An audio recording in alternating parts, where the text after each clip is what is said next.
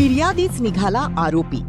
बांधकाम कामगारांच्या हक्काच्या संसारोपयोगी साहित्याच्या कथित गैरव्यवहार प्रकरणात मोठी कारवाई झाली आहे आणि बांधकाम कामगार उपायुक्त अमोल जाधव याला परतूर पोलिसांनी अटक केली आहे। जालना जिल्ह्यात बांधकाम कामगारांना वाटप करण्यासाठी असलेल्या संसारोपयोगी साहित्याच्या संचामध्ये मोठ्या गैरव्यवहाराचा आरोप आहे।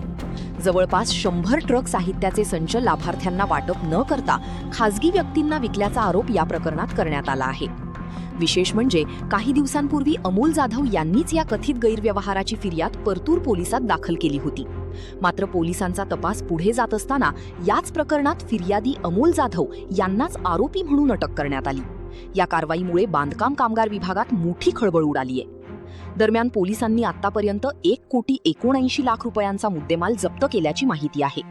आता या कथित गैरव्यवहारामागे आणखी कोण आहेत, साहित्याची विक्री नेमकी कुणाला करण्यात आली, याचा तपास पोलिसांकडून सुरू आहे।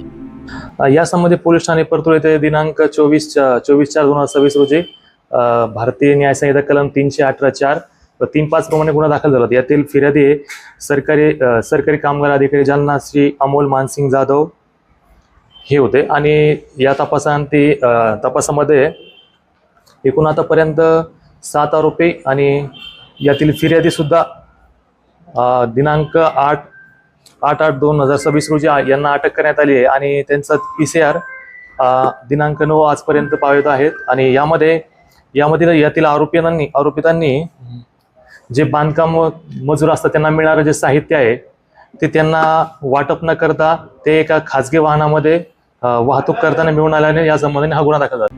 या प्रकरणातील पुढील अपडेटसाठी आधुनिक महाराष्ट्राला सबस्क्राईब करा आणि बातमी शेअर करा।